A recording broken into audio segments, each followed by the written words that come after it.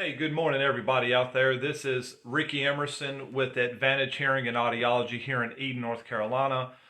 Today, I just want to go over a very important video with you and explain to you how how your brain is responsible for your hearing and not so much your ears. So definitely pay attention to this video. Take you a lot of notes, and if you have any questions, please feel free to reach out, and we'll be more than happy to answer the question. So let me get right on into it. Let me flip my camera around here. All right, so I'm going to use a couple of different things to explain how we hear. Okay, so first of all, if you take a look at this right here, so this is your outer ear. The way that we hear is sound is picked up by the outer ear. Sound goes down your ear canal, hitting your eardrum, making your eardrum vibrate. Okay. Once your eardrum vibrates, there's three bones right there. Okay. And those bones actually rock back and forth. So the eardrum vibrates, then these bones right here rock back and forth. Now, when these bones rock back and forth, it causes fluid to move in this thing right there that looks like a snail. So I'm going to draw that out for you, okay? So so basically, here's what I was talking about. So your outer ear picks up sound, hits your eardrum, it vibrates, causing those bones to move. And once those bones move, it makes a fluid move inside of this thing called a cochlear. Now, inside of your cochlear, you have about 30 to 40,000 little nerve endings in there. And what happens is when those bones move, it makes a fluid move. So what I'm drawing now is the fluid. And once this fluid hits the nerve, what that does is that sends the information up to our brain. Well, see, I don't know if y'all know this or not, but we do not hear with our ears. We actually hear with our brain. Okay? Let that sink in for a second. So we don't hear with the ears, we actually hear with the brain. So let me break it down one more time. So your ear catches sound, sound hits your eardrum, it vibrates. When your eardrum vibrates, it makes bones move. When those bones move, it makes a fluid move. Once that fluid hits these nerve endings, that's what sends the information up to the brain. If there is a breakdown in anything that I've talked about, the information does not get sent to your brain. The most common type of hearing loss is nerve damage. And basically what that means is when that fluid goes across to hit the nerve is not getting hit. If the nerve is not getting hit, that means the information is not getting sent to the brain. Your brain cannot receive something that never got sent to it. Type a 1 in the chat box if that makes sense. Okay? So quick recap. Your ear picks up sound, eardrum vibrates, bones move, making a fluid move. When the fluid hits the nerve, it gets the information to the brain. When the fluid does not hit the nerve, the information does not get sent to the brain. All right, so here is the tell you what, before I get into any further, let me use an analogy.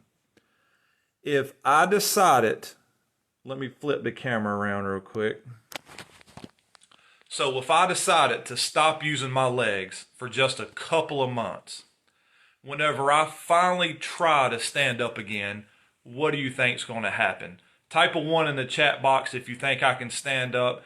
Type a number 2 if you know for a fact, because I haven't been using my legs, that I will not be able to stand up.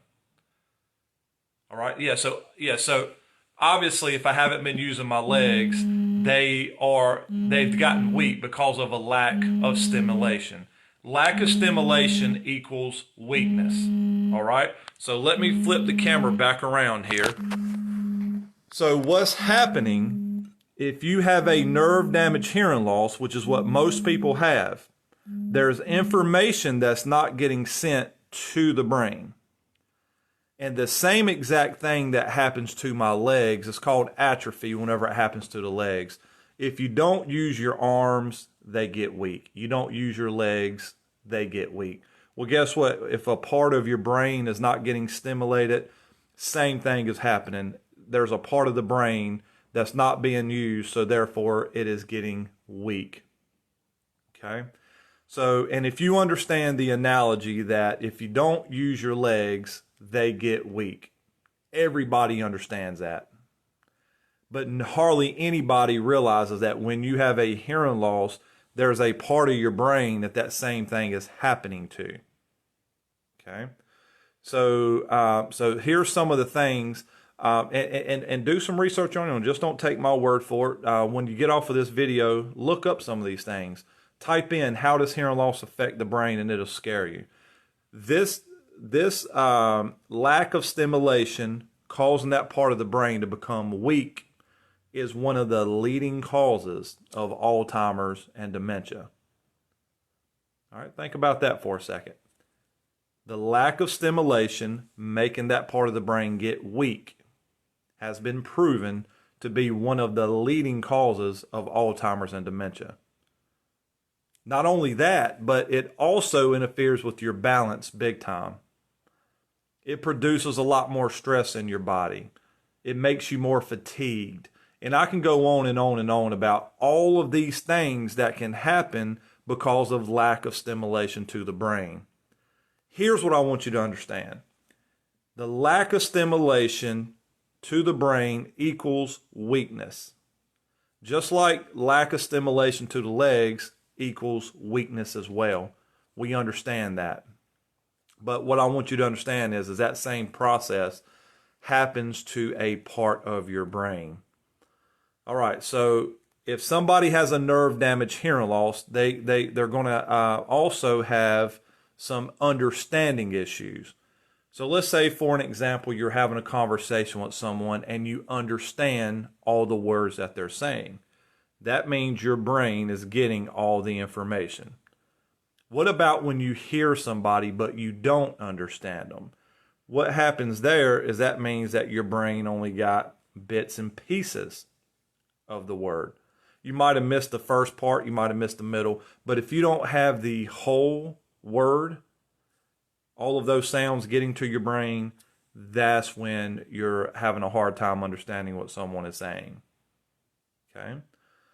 So the way sometimes your brain is receiving information is kind of like the game show Wheel of Fortune. I'm sure you guys have seen Wheel of Fortune. They'll have a sentence or a phrase up there.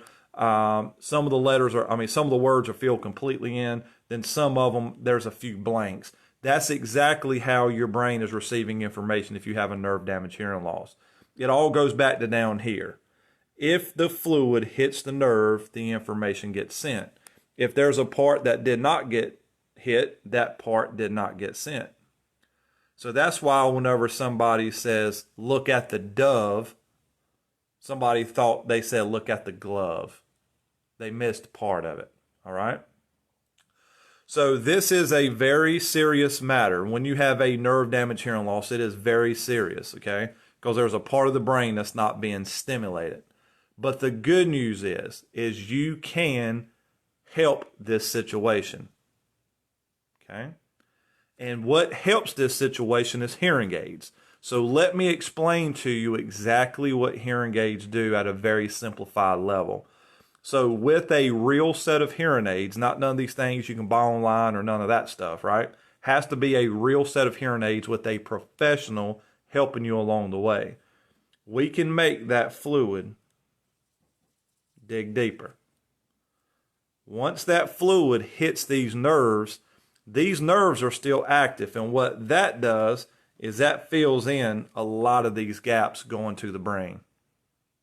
So now your brain is getting more information. You're going to hear more sounds. You're getting more sounds, so you're going to understand more speech. But the biggest benefit of all is that part of your brain is being stimulated. I want you to notice I didn't fill in all the gaps. They're hearing aids, not hearing cures. But the secret is getting as many of these gaps filled in as possible. All right? So I know I might have got a little detailed on this, but I think it's very, very important for people to understand. As I mentioned, whenever you come in for your hearing test, we will actually break this down for your specific situation. This is kind of generic, but it kind of, explains the process. So the main takeaway I want you to get from this video is if you understand, if you don't use your legs, they get weak. Everybody I've asked that question to gets it. They understand it. However, I want you to understand that that same process is happening to a part of your brain if you have a hearing loss going untreated. So hope you guys have a wonderful day. Reach out to us. We'll be more than happy to answer any questions, see what type of hearing loss you have. Once again, this is Ricky from Advantage Hearing and Audiology. Hope y'all have a blessed day.